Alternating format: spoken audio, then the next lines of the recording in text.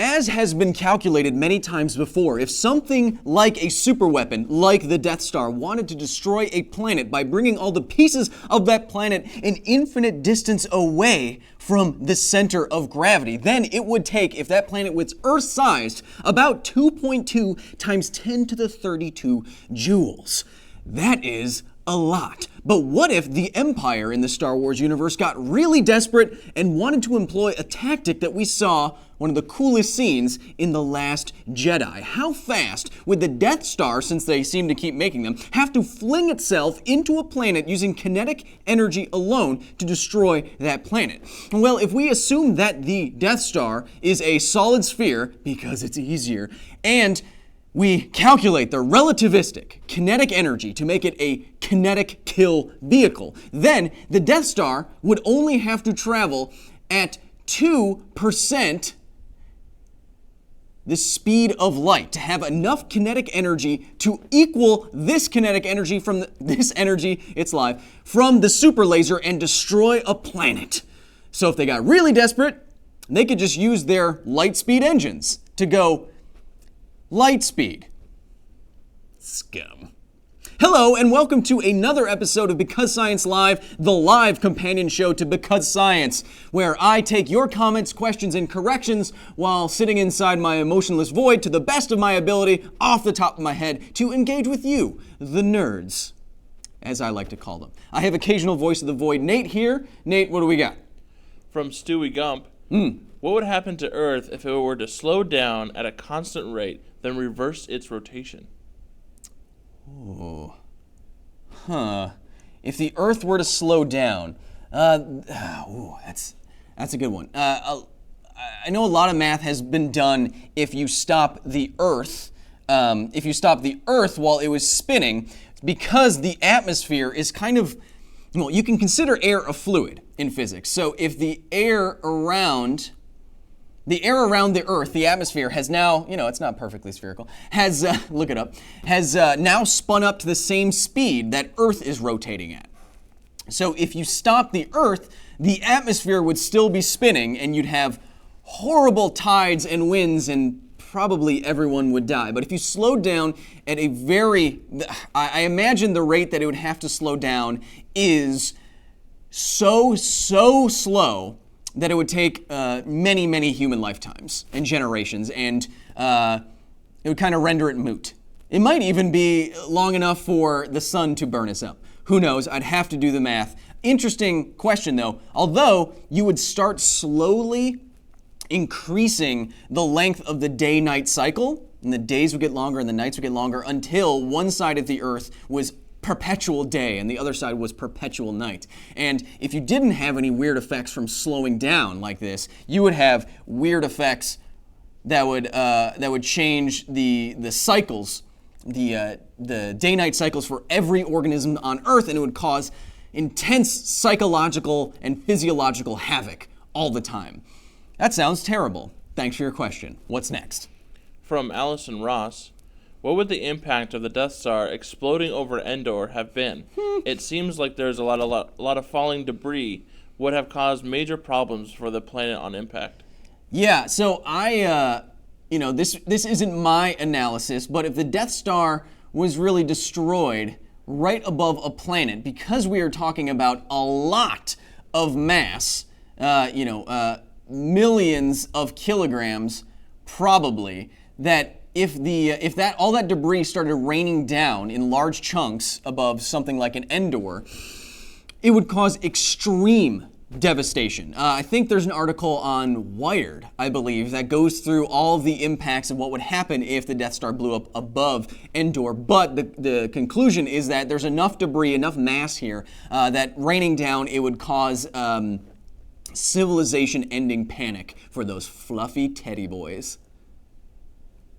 Yubnub? More like Tombstone. I couldn't think of anything that rhymes with it. It'll come to me. What's next? From Free William. Ooh, nice. Why is it that Kyle keeps trying to forget about MIDIchlorians and how they're clearly an interstellar organism that manipulates their hosts? Is he infected himself? I think you're being sarcastic, Free William. Nice name again. I'm not trying to forget about midichlorians. Star Wars is. Blame them. I mean, if you wanted to inject more sciencey stuff into Star Wars, then I don't think the first place to start would be some kind of midichlorian, like it's a mitochondria or something, the powerhouse of the cell. There's other ways you could go about it. I think midichlorians was a weird story choice that could have been done better, but now they're trying to forget about it anyway. And how would an organism be the conduit for a force of nature that doesn't interact with any other thing unless through midichlorians, right? So it doesn't, why we haven't found, why it's unlikely that we're ever going to find ghosts, for example, is that if they operate on energy levels that interact with ours, they can, move stuff around. Then they interact with matter in some way, and we have explored these energy levels enough from the smallest bits of the universe to the most energetic, like in our in the Large Hadron Collider, for example, that there's no real room for a hidden force of nature, at least on the scales that would interact with us. So it's very unlikely that something like that exists. Similarly, it's very unlikely that the only thing that interacts with a fundamental force in the universe that binds all things only interacts with one little assemblage of matter and not some other part. That would be very, very unlikely. My solution would be to, I don't know. Wouldn't be this though. What's next? From CJ Hansen. How did you escape the void to race cars? Is there an exit or a window? Yeah, occasionally I'm able to exit this space and find myself in what seems like the real world. I don't know, I'm interacting, but it doesn't feel whole, if that makes sense. I'm still trying to figure it out. What's next? From Michael Edwards. Are lasers better than projectiles? My nerdiest, my super nerds, if you're watching, they'll have a problem with this question, because what is better, projectiles or lasers? If I'm guessing you're talking about in space, that is a very that has a lot of caveats to it, because it's going to depend on the situation that you're in, and the fight that you're having, and is it between two dreadnoughts in space? Is it between fighter pilots? Are you on the surface of a planet? Each one of these will have their own advantages and disadvantages. For example, range. I mean, lasers don't have infinite range, but they are very, very powerful. Kinetic projectiles, you can just set and forget. Just point it at an object, and eventually it will make its way there, because in space, unless it's acted upon by an outside force, it will just continue on at the straight line at constant velocity until it hits that thing. And that can be either beneficial or disadvantageous depending on the engagement that you're in. So I do not have a direct answer for you. They both have their own applications. But if you want to destroy something like the surface of a planet, just drop a bunch of trash. Just let gravity and let kinetic energy do the work for you. But if you are defending yourself from a barrage of missiles in space, really, really fast, speed of light lasers could probably help you better with that than kinetic kill projectiles. So it depends. And that's what I like about hard science fiction. It always depends. What? It should be the slogan for the diaper.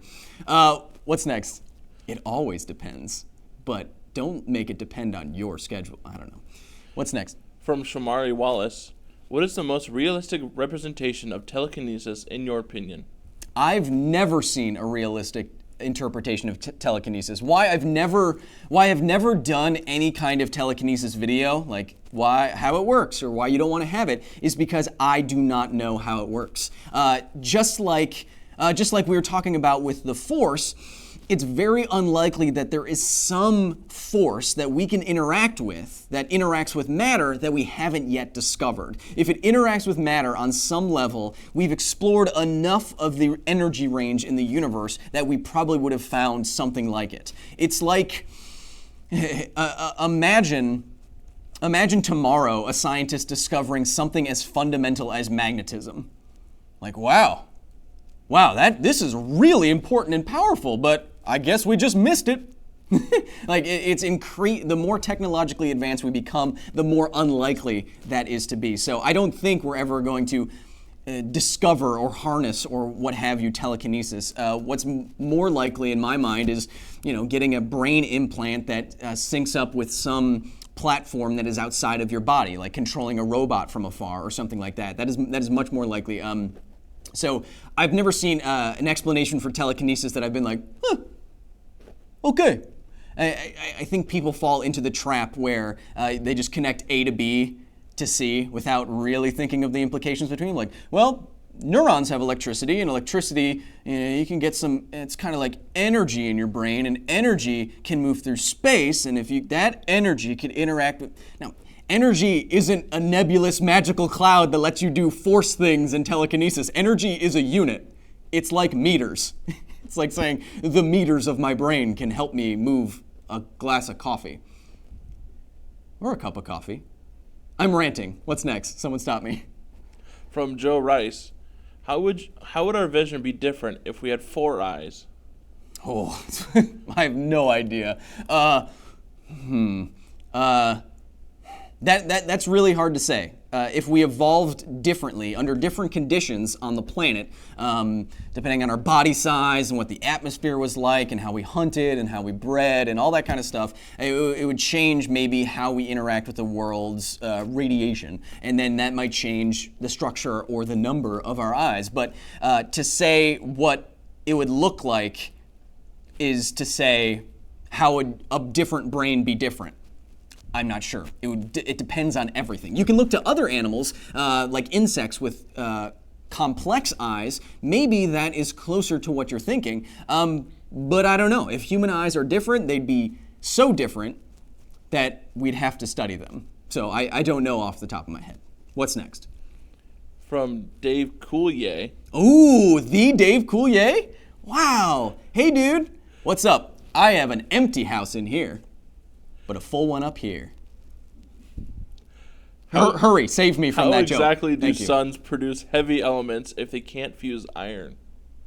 Ooh, okay, so how are the heavy elements in the universe created? Well, if you have something like the perfectly spherical sun, no, that's the corona, don't worry about it. If you have something like a perfectly spherical sun, like you said, how can it create heavier elements in the universe if it can't get past iron? Well, what happens is when suns start running out of fuel, they start fusing together hydrogen and then helium, and they keep trying to fuse bigger and bigger elements together. But as they do that, the energy to fuse, they start not having the gravity to fuse the energy, to fuse the heavier elements together. And when that happens, it kind of stops at iron, where it would take too much energy. The sun does not have enough energy to fuse iron together. And so the sun starts to collapse in on itself because it's not producing the fusion reaction anymore. The kinetic energy from the heat, the particles moving around very quickly, is not balancing out the heat energy, is not balancing out the gravitational energy. So the sun's mass is acting to compress it down and keep it. That's what keeps the sun in a perfectly drawn sphere. But if it gets too heavy, it starts to fuse heavier and heavier elements, then this is not pushing out hard enough, and gravity is going to start to win. And when that happens, the sun can collapse down on itself if it has enough mass and then explode. And the force of this explosion, like a supernova, will then have the energy that it didn't have before to fuse heavy elements together and create those elements beyond iron, and then create the stuff that goes into you. Into your bones, into your eyes, into everyone you've ever known and loved, into everything you've ever interacted with, ever. You are star stuff. It's beautiful. I miss Carl Sagan. What's next? From Matterbeam. I think this is almost right. Hey, Matterbeam, what's up? I love how fast the channel is growing. Woo! Woo! My question is, what do you think of augmented reality that projects images inside the eyes, and would you watch Netflix during meetings with it? Augmented reality that projects images inside the eyes. Well, that's interesting. So then you mean not using your phone, not using a device to show what could be overlaid on the world, but using your eyes and your brain to overlay something onto the visual information that you're already getting. Wow. Well, given that I have read that 50% of the population of the United States is going to be nearsighted within a few generations because of how much we look at screens and phones, I imagine that would be horrible. And how would you know when people are looking at I'm not knowledgeable enough to know all the ramifications of this or how you would actually make this happen inside of your eye, but I would imagine that it would have a grand social cost. And not like, oh, those kids aren't book reading anymore, social cost. I mean, it would interact with this development would interact with society in such a way that it would change the social contract. How you interacted with people, how you said hello and goodbye, and you knew someone that was listening to you or not. I mean, right now when you're out to dinner with someone and they look at their phone, it already feels like you're dying. This would be even worse. So, and would I watch Netflix during meetings? No, because I am a professional. But thanks for your question. I mean, you're kind of like putting the augmented reality that is me into your eyeballs right now. I'm overlaid onto your intelligence. What's next? From Victor Correa. What's your take on the space inside the ring in The Expanse? Is it a parallel universe? Yeah, inside of the... well, it's spoilers, but it's been out for a little while. Inside of the ring... So at the end of Expanse Season 3? Yes. Season 3... there's a ring that inside of that ring, for whatever reason, it interacts with inertia in such a way that it will stop any object, will immediately decelerate any object going too fast. There's a speed limit inside, kind of like there's a speed limit to the universe, the speed of light. What is inside it? I don't know. I've spoken with the showrunner. I've spoken with the writers of the novels, and I think the interaction with inertia is their part of the universe that they're bending. So how would something alter something as fundamental as inertia? Alien technology that we do not understand. So I do not know how the inertia thing is happening inside of the ring. I do not know how it's kind of like a portal to other parts of the universe. That is, I believe, their hand-wavy part of their books and their TV shows. Everything else is pretty solid. But that, I think, is the part that they're using to be really mysterious and interesting. So I don't know. But it would be...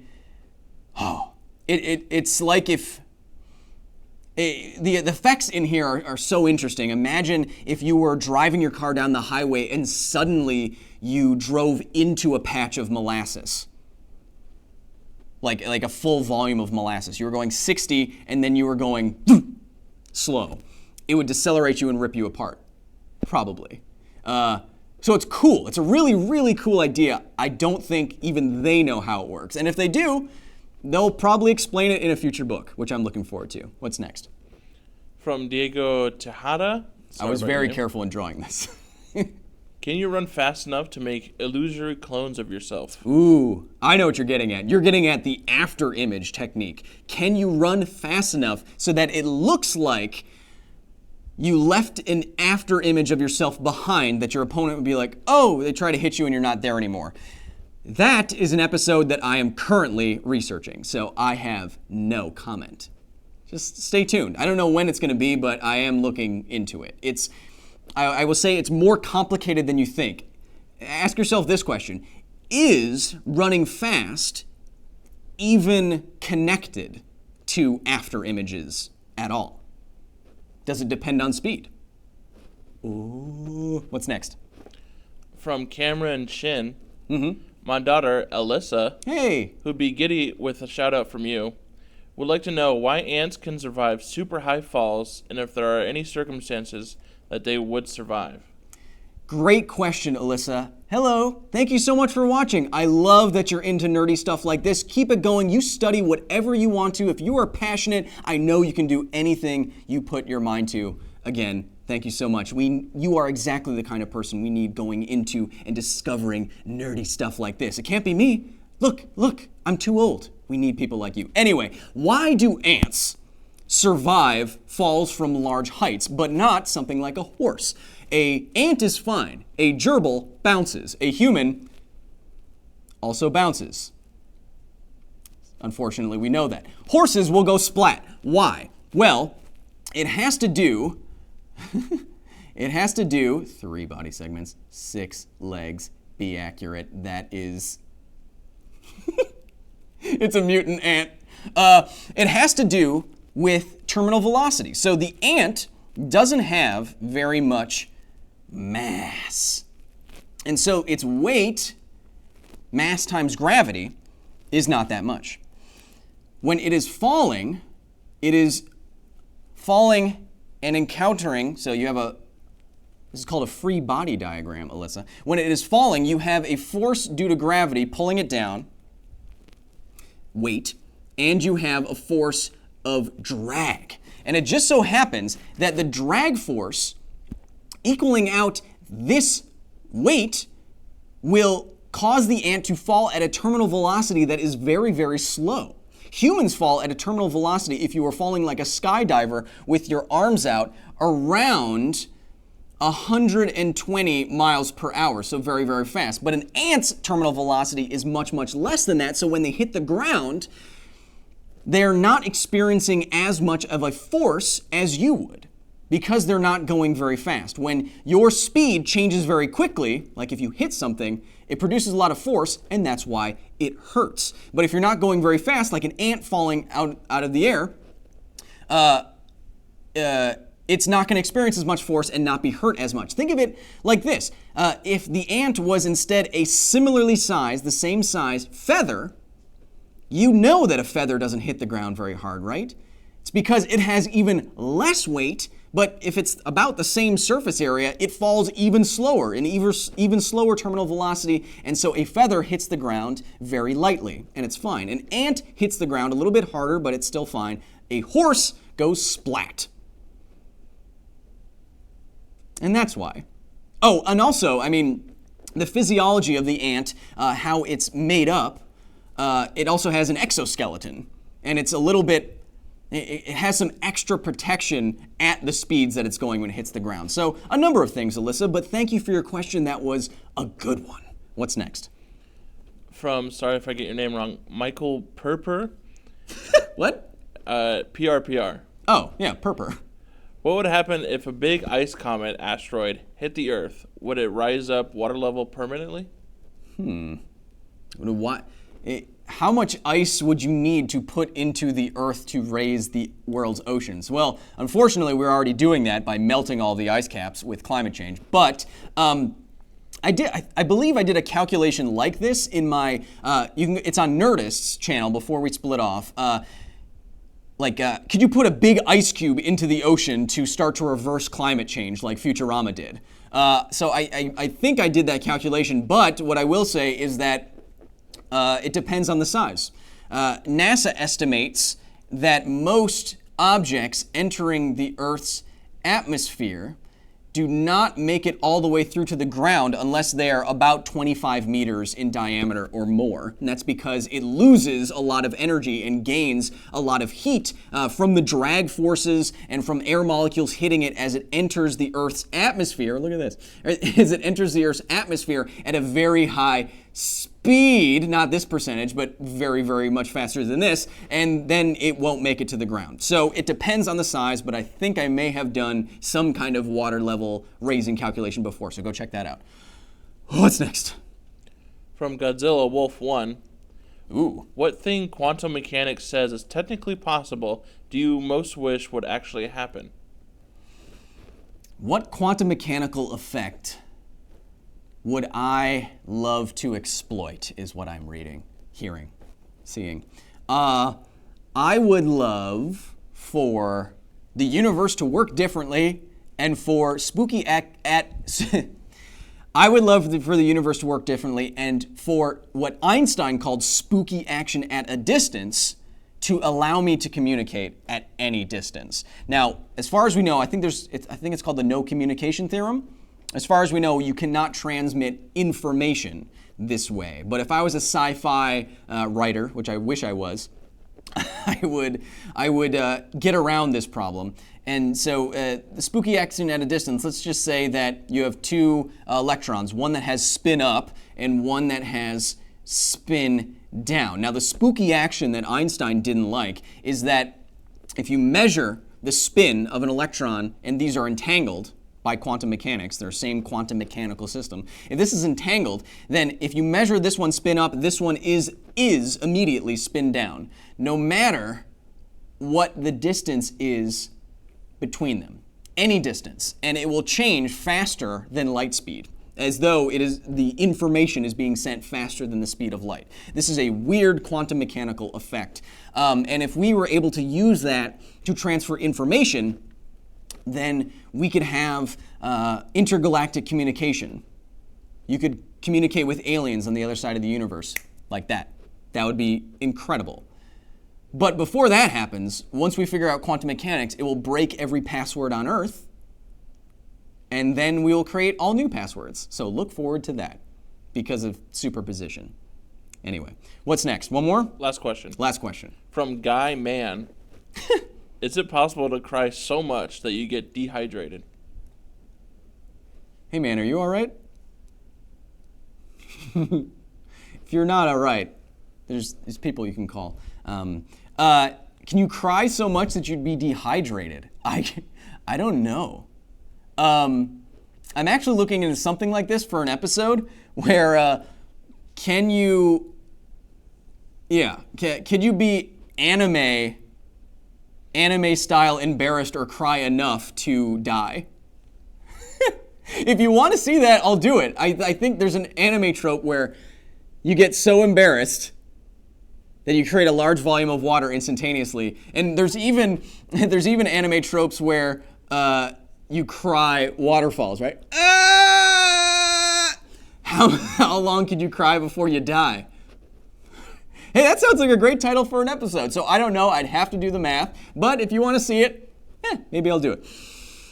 That's all the time we have for this episode of Because Science Live. Thank you so much. If you want more of me, there's a new episode about the Death Star and its other fatal flaw, all about lasers and recoil. Check that out. We had a new vlog this week. Next week, we have a new vlog, new live stream, new episode.